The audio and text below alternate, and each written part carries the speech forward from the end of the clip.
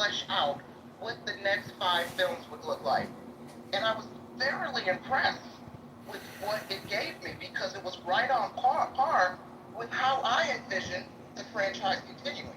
So in that regard, I found ChatGPT to be quite,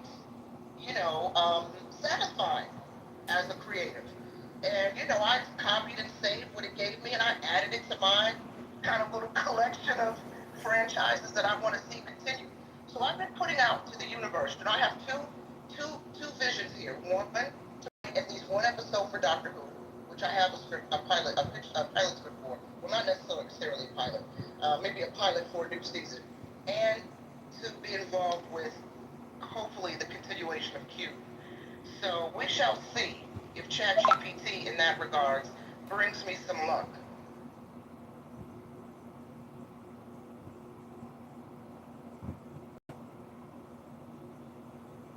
Amazing. What about the thread? I mean, isn't there have college students started writing papers using ChatGPT? Law students. Quite difficult. I'm not gonna lie. Okay, that's how do you censor? Can you write things or use ChatGPT? Quite difficult. I'm not gonna lie. Okay, that's 60 seconds of chillism. Now, I think at some point you have to have some self-reflection. Say, is it worth it? Is it worth it to come here and to listen to these meaningless conversations of brain rot? Is it worth it? That's my question I want to ask you. Is it worth it? Now rewrite it at a fifth grade education level. Now rewrite it, and you can start doing edits and rewrites, and then eventually what will happen is you can get it so far removed from what the original AI instincts were, and you can even give it examples of in the voice of, write it the way Andrew Dice Clay would write it, right? The way Okay, that's 60 seconds of chillism. Now, I think at some point you have to have some self-reflection. Say, is it worth it? Is it worth it to come here and to listen to these meaningless conversations of brain rot? Is it worth it? That was my question I want to ask you. Is it worth it? Spits out.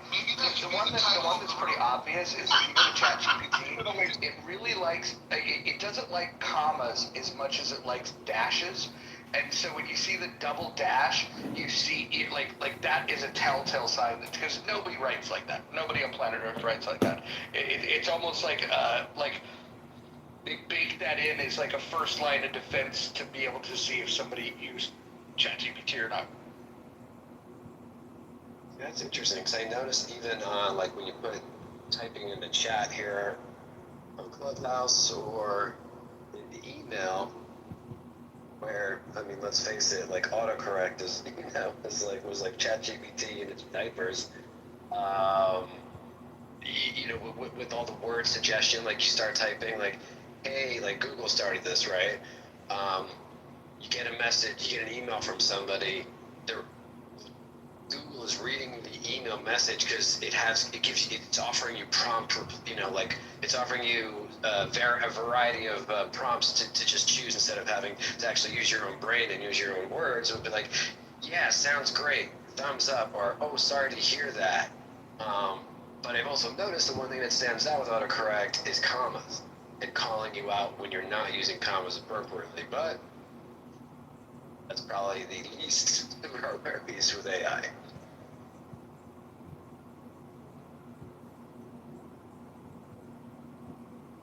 Yeah, so one of the outlets that I write for, we have a problem with AI there, and there's nothing we can do about it. Our IT team has told us, and the lawyer for the company has said there's nothing we can do. There is some sort of AI system being used by a company, and I think they traced it to Russia or Ukraine, I'm not sure, Poland, where they're copying all of my articles, and I'm sure probably some other writers for this outlet, they're copying all of my articles and republishing them on their own website, as if they're writing it, as if I write for them.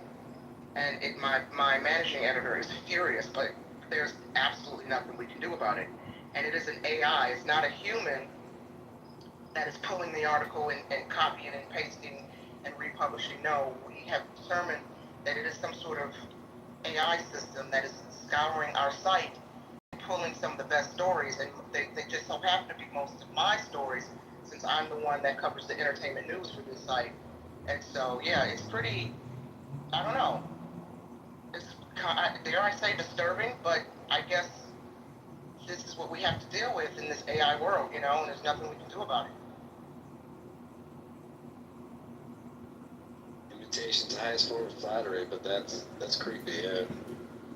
So let me ask a question. Some of you are very concerned about AI. I'm just wondering, if you think we're already living in anarchy, I mean, is it, the person on the highway, expressway, who shoots you, or the person that stabs you on the train, or, what's more dangerous, society today in America or AI? I think AI could be, AI as it stands right now is not dangerous, with the exception of some of these deep fakes, because it's getting hard to discern what's real and what's not real, especially if these deep fakes are used to damage someone's reputation or image. But I would like to think that the population is aware, especially if you're on the computer a lot, and you're aware of AI and deep fakes. I would like to think that people are able to use some kind of deductive skills to determine what's real and what's not. But as AI gets more savvy,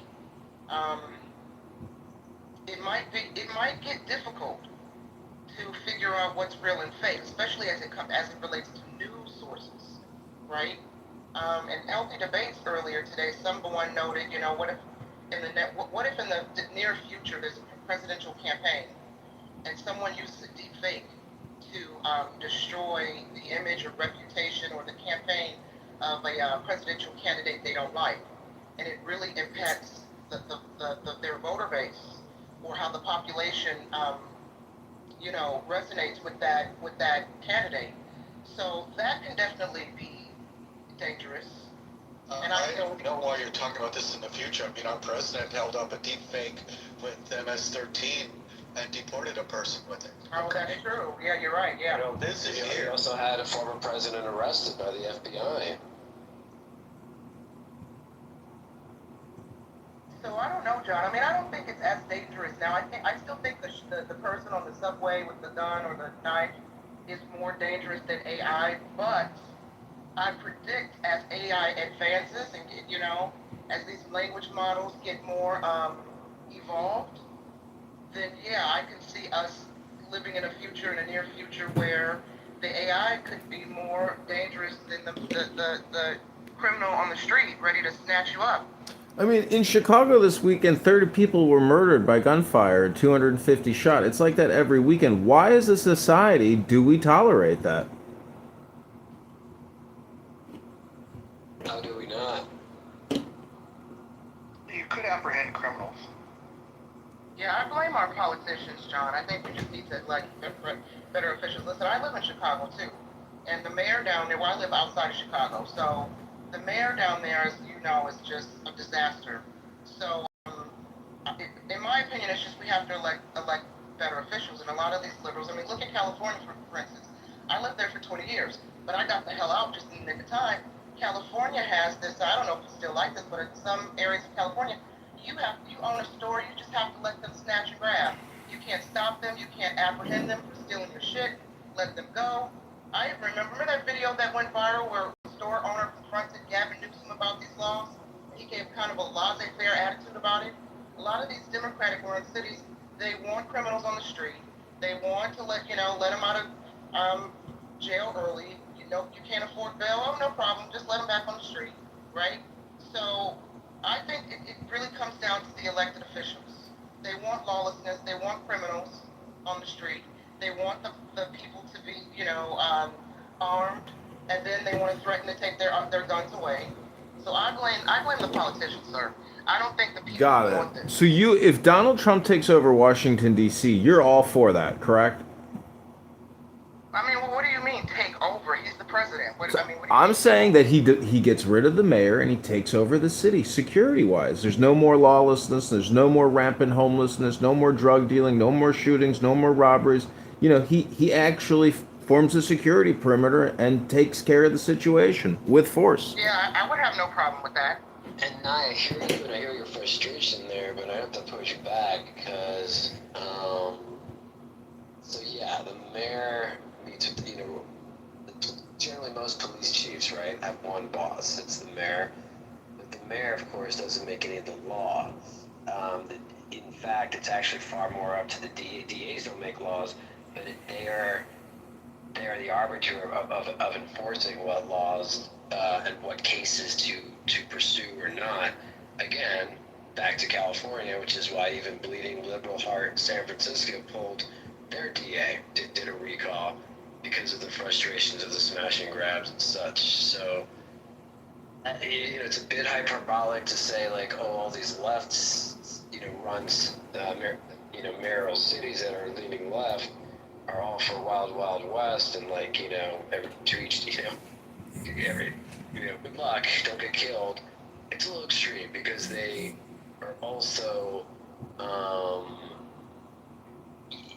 they're also, like you have to look at the population. Like, again, Chicago is a great example.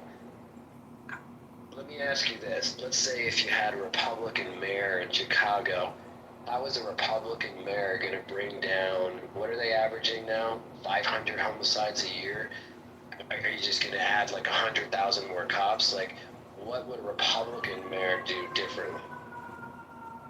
Well, you know what? I sit here and I think about Indiana. I'll let you go, Hakima. Hakima, you tell me if you agree with this. Because, I've told you I live quite close to the border of Indiana, which is a red state. Okay? And in my opinion, those boys in red, they don't play. I rarely hear about, I'm not saying that there's no crime in Indiana, but I feel like people know you don't go to Indiana with that BS, right? Because they're not going to put up with that N-word shit, okay? And I say N-word and it applies to everybody, black, white, that ratchet shit. So I'd like to think if there was a Republican mayor, or if Chicago was a red state, red city, or if we were a red state, I would like to think that they would reel it in a little bit more.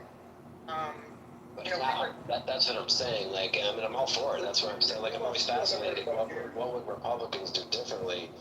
And I could care less. Job done. Nobody wants homicides, but like we're talking about cities like Chicago where cops know they're going to get shot at, right? Like, that's not true. Cops don't know that. People are not shooting at cops in Chicago. In Chicago? Yeah, in Chicago. Violence they are in Oakland. Violence is down in Chicago. Murders are down in Chicago. But to Na's point about Indiana, Gary, Indiana is a violent place where they... Well, Gary definitely is an exception. Sorry, go ahead. East Chicago, Indiana, you know what I'm saying? Indianapolis, South Bend, there are several cities in Indiana that are violent, where like there's no answer to it. But like a lot of the problems in Chicago stem from Indiana. That's the thing. Because the people buy guns in Indiana and come right over the border and sell them. It's hard to buy guns in Illinois, particularly in Chicago. So all the guns are coming from Indiana. So they act like Indiana is like got some solution. They really don't. Well, here's my thing. Let me tell you something about Chicago. Chicago is CCTV on every corner, and yet they can't solve one crime, right? Which is a big trick bag. I feel like Chicago, were they part of the fun police narrative? I feel like if it was a Republican-ran city, we wouldn't have. And Hakima, I'm not saying every liberal leader in Chicago is about to fund the police, but there was that narrative at the height of George Floyd. You had some saying it. Just this past year, how many town hall meetings did we have of Chicago voters expressing their anger at the mayor and the governor over the immigration issue?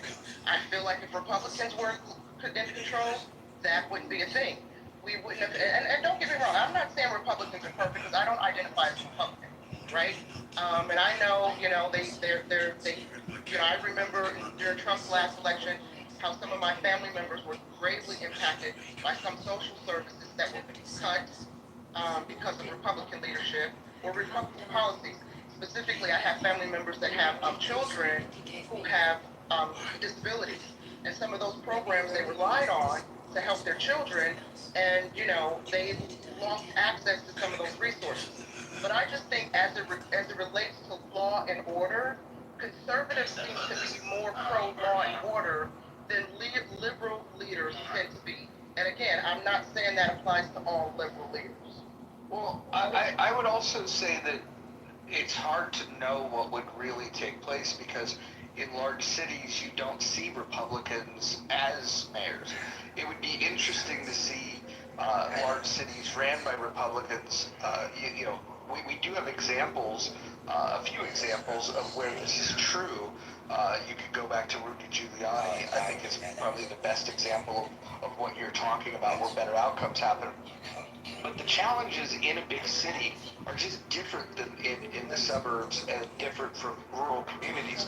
And I think it's interesting that in a big city you tend to see Democrats being favored, and in the rural areas you definitely see the Republicans being favored. And then in the suburbs, that tends to be the most purple that you're going to get. And then depending on how close your suburb is to the big city, it might lean blue. And if your suburb is leaning more towards the rural area, it might lean a little more red. But that's the thing I think we should think about, is instead of just thinking of red or blue or this state, that state, I think we should really hone in on the different policies that are necessary governing. The wants, the needs of the people in these different areas are different. Yes, everybody wants to be safe, but the threats and the challenges that you're faced with, they're just different. And that's why I think we should more thoughtfully move towards what would be the best set of laws to govern a rural area. And by the way, not all rural areas are the same, and not all big cities are the same. We need to examine the unique challenges. There's a through line, though, if you have less tolerance for violent crime, you're going to see less violent crime. And the evidence of that is, a lot of people hate the '94 crime bill, and I think that there was definitely some mistakes made with it. But if you look at the facts, that 1990, 1991, 1992, 1993, that 4-year period, the most violent period in American history outside of the Civil War. And so those violent crime rates were insane.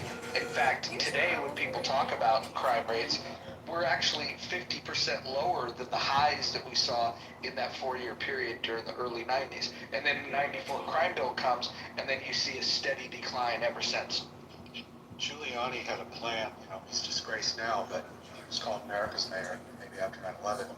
But he knew he couldn't do it by himself, and he organized the courts, the police, and other agencies, and did it as a group effort. And people welcomed it. I mean, New York was as bad as it is now. Everybody took over, and he made a profound change. His change was, and to be fair, I think he was New York's mayor. I think any mayor that happened to be in New York when 9/11 happened would be America's mayor. But his biggest impact was, I would actually love to see what the day-to-day violent crime for his watch, then under his watch, because I know his biggest impact was Rico going after John Gotti and organized crime. Even just cleaning up, like the mob was running, I believe it was the district. He cleaned that up. He was like the first mayor, I think, to really take up organized crime. I forgot what point in his career he completely lost his fucking mind, but just goes to show.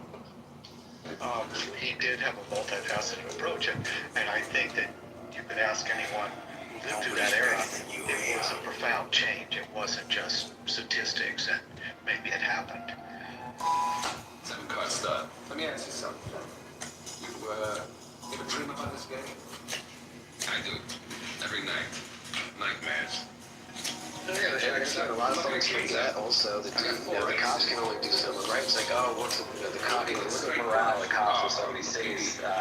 Fine, let's keep the Democratic mayor of one cities on a microscope. Morale is pretty low, right? Because you can lead the criminal to the jail, but you can't make him stay. That's up to the DA, who then has to deal with the judge, who has the power, of course, to release them on their own recognizance, release them on mercy, whatever it is. That's why I always thought it amazing when you get those flyers to vote for your local judges coming up on elections. As if anyone really knows anything about most of these judges. There are some folks that do deep dives and will do a history of judges' record and show you in bold print how many known offenders they've let go for whatever reasons, political or otherwise, to get reelected. But it's not all up to the cops in the street to get it done. That is for absolute sure. And I don't know that this is the solution, but there are a fund of knowledge that thinks that appointed judges would be better elected. Appointed judges are better than elected. We should also not elect DAs and stuff, in my opinion. I think, you get low enough in the chain of offices, I grew up in North Carolina, we elected the water commissioner. Nobody knows what the water commissioner is doing. You have to have, you should elect executives and a legislative body, and at some point, just because life is too busy, turn over that kind of oversight of the water commissioner to them. It makes a whole lot more sense.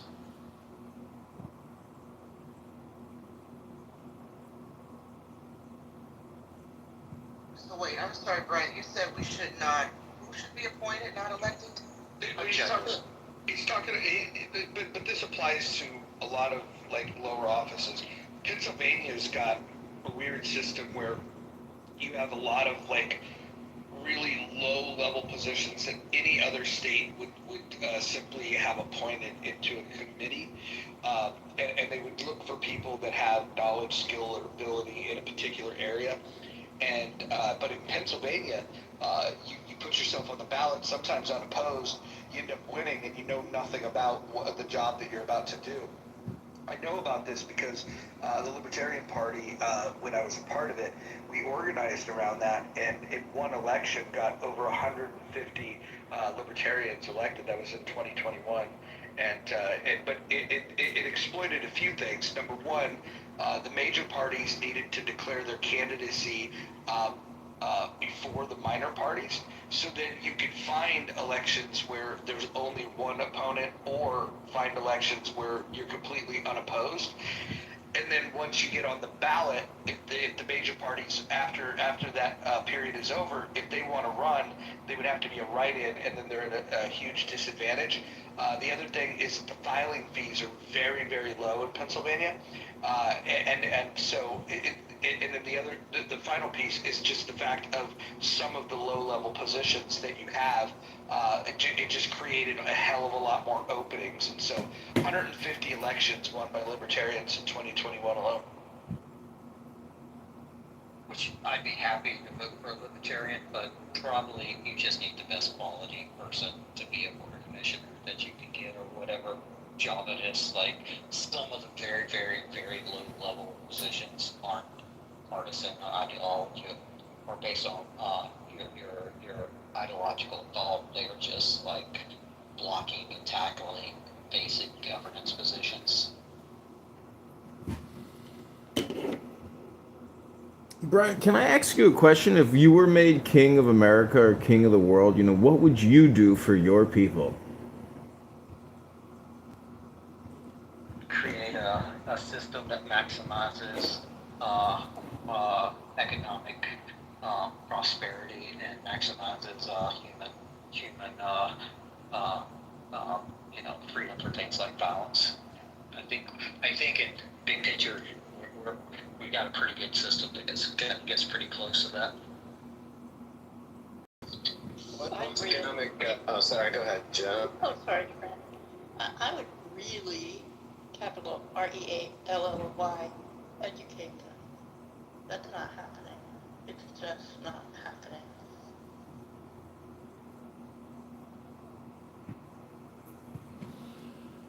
So you think we have a pretty good system? Is $37 trillion in debt a pretty good system? If that was a business and you created $37 trillion in debt and created no savings for your citizens whatsoever, you think that's a pretty good system, huh, Brent? Yeah, I think having a system where per capita wealth is the highest that all the highest in human history, that we keep on expanding human, on scale and expanding human lifespan. I think it's a pretty good system that we've developed in human history, and it's much more damaging to knock it all down than to not understand how lucky we are to be born and alive in 2025 versus an earlier period in history. Well, what if you were able to participate in the economy from let's say 1870 to 1900? I would argue that was a pretty good time as well.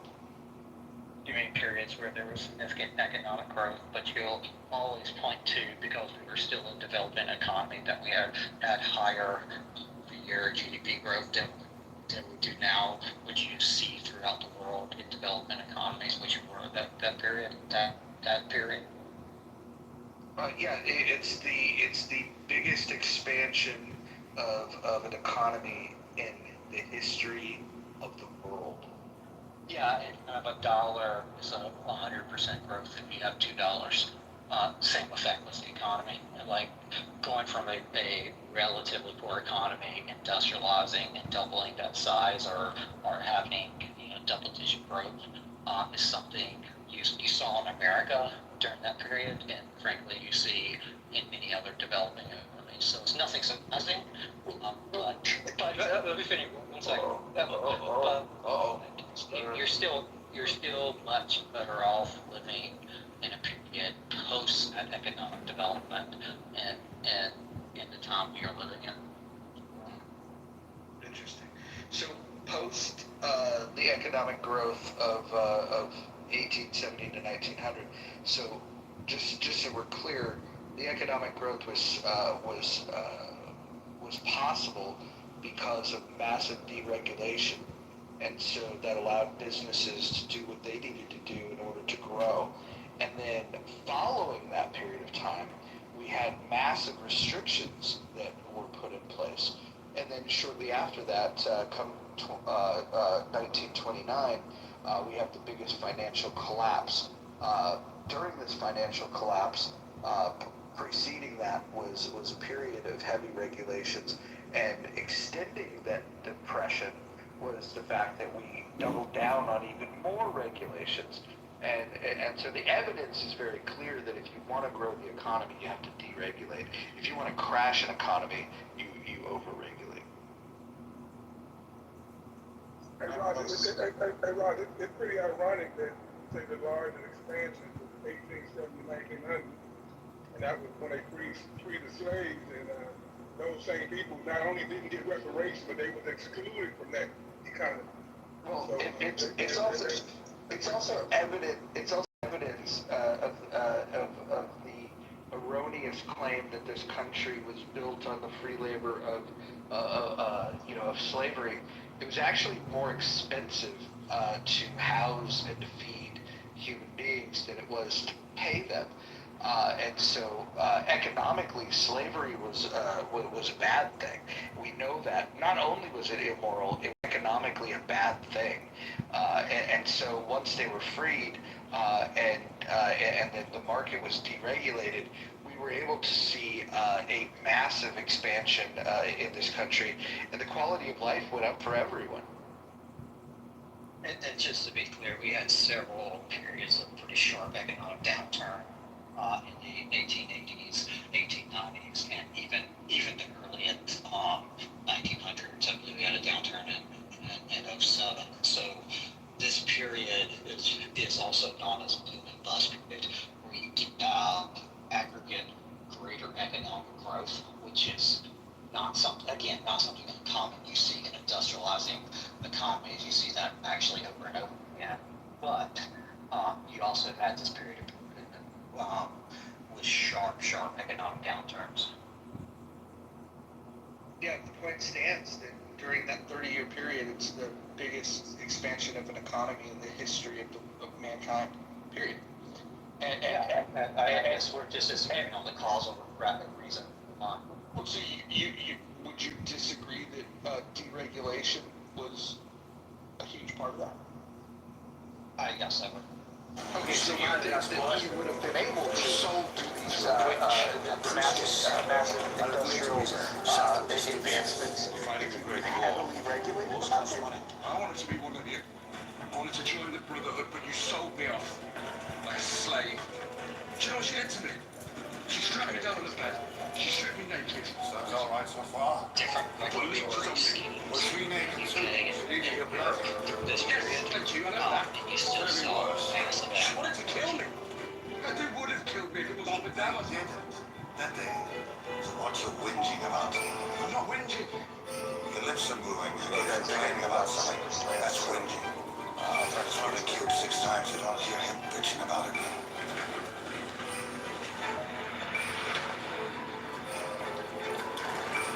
Look at that. You still mad at us, boy? So, what shall we talk about, gang? Akima, what's on the docket?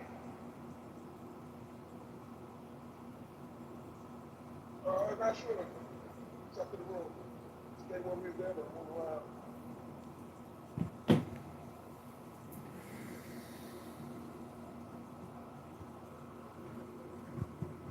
I don't know who needs to hear this, but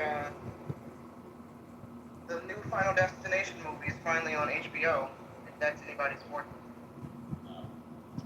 So he's just but I think all decisions are consistent even with you, right? Who makes the last decision on whether or not something is true? Who makes the last decision on whether or not something is true? Do you agree with that statement? Why the fuck I see it needs to be in the PS at the diagnostic manual? Because it infects minds. Hello? Hello? Are you okay? Are you okay? Okay, I'm trying to figure out why the fuck